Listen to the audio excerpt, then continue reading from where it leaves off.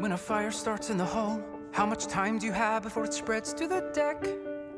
Hey, I'm Joe Iconis. And I'm Jennifer Ashley Tepper. And this is our podcast where we talk all about my brand new Iconis and Family album. In this episode, we're going to be talking about the song The Answer, originally written for the musical The Black Suits and recorded for the album by Aaron Tveit. Yeah, and this is one of the oldest songs on the album. It's about a young man taking a test, grappling with his life decisions, and we have some fun stuff to say. Let's check it out. When a fire starts burning, how much time do you have before it burns itself out? Why do I Track 2 on the album, The Answer. Probably one of the oldest songs on the album. What year did you write The Answer? I wrote The Answer in 2004. Okay. For the musical The Black Suits. Do you want to tell us about The Black Suits? I would love to, yeah. The Black Suits is it's a show that I wrote at NYU. I went to the Tisch graduate musical theater writing program, and it's the first musical that I ever wrote. Mm-hmm. And it is about a high school garage band on Long Island trying to win a battle of the bands, St. Anne's Battle of the Bands.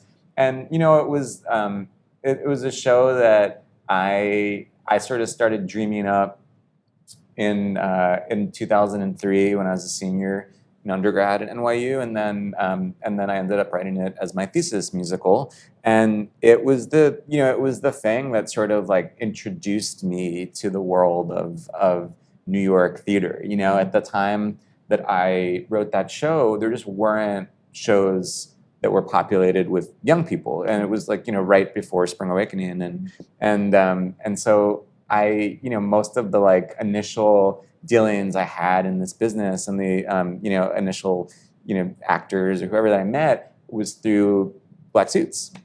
Yeah. And it was performed like for the first time at SPF in New York City, which was a summer play festival.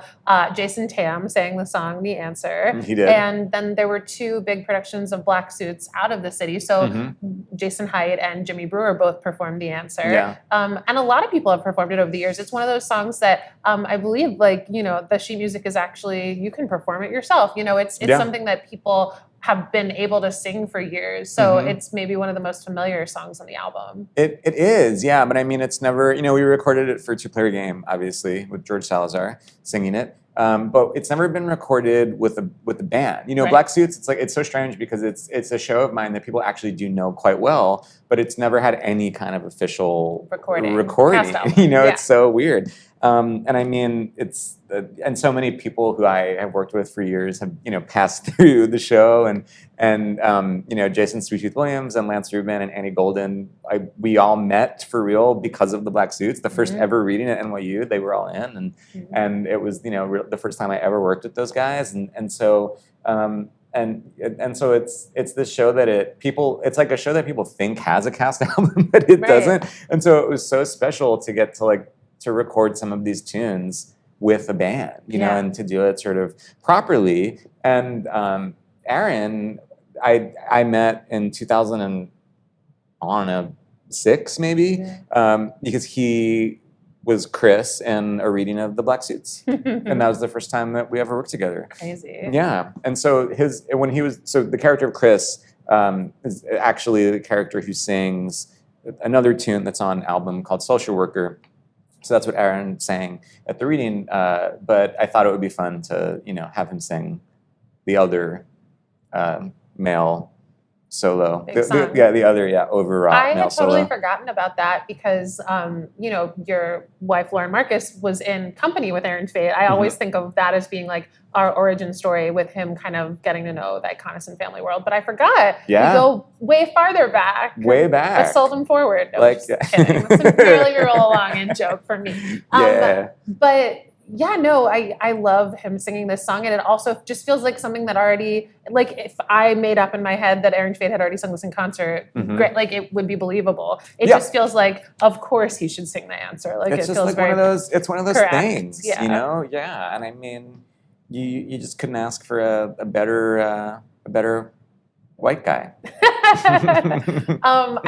The band on this one is Ian Kagi, Brent Stranathan, and Matt Hinckley, who were all very involved in like original Black Suits music. I mean, yeah, they literally, that was the literal original pit band for 1 week workshop we did of the Black Suits at SPF. Right. Like they played that show. And so, yeah, to have them, play this on the album is just so surreal. And, Brent Stranathan, he lives out in LA now because he's a trader. And so he's out in LA, so he recorded all of his drum parts just by himself in a studio, because when we did the band tracks, travel was still like not an easy thing because of COVID. And so he was like, I'm just going to do them out here. And it was so wild, like hearing him play the drums on these tunes. And Ian and I would just be like, it's like identical. Time like warp, it immediately, takes you back to a very specific time and place in such a magical way. Yeah.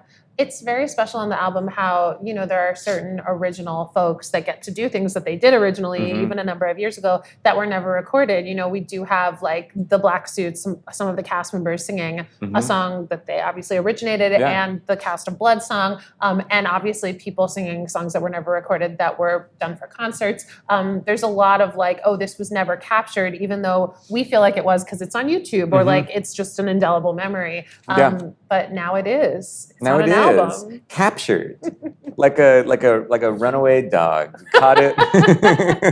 And now it's here forever and they can never take it away. Yeah, so much of my work truly has just kind of lives in the ether. It's like in a way that I feel is like kind of like super old school. Like I've done a ton of stuff. I've written a lot of musicals and I've written a lot of songs, and I have relatively few proper recordings of those things, and which I always kind of like, but would prefer some more albums. And well, I feel like how crazy that the Black Suits, which is something that like was very much a calling card for you, and everyone knew you like as the writer of the Black Suits, that's not recorded, but slowly, album by album, it's like, here's one song from the Black Suits, here's another song. I know, I feel like it's going to be someone's solo album that has blue hair on it. Like, it's going to get recorded piecemeal. Yeah, I think so. I mean, it's not for lack of trying. Yeah, but. Of course. Try again. Yeah. Quote me back to me. Anything else about The Answer?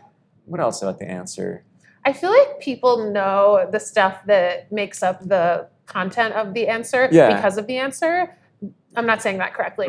The performer, the character in the song, is taking a test, and I feel like it's one of those musical theater songs where people will be like, oh yeah, I know what that means because of the song. Like people who know the presidents from 1776. Right, is that weird? No, it's not. Of course not. I mean, I guess it is pretty self-explanatory. I mean, it was a song that I wrote. I wrote it for a literal class at NYU. And I forget what the prompt was, but whatever the prompt was, I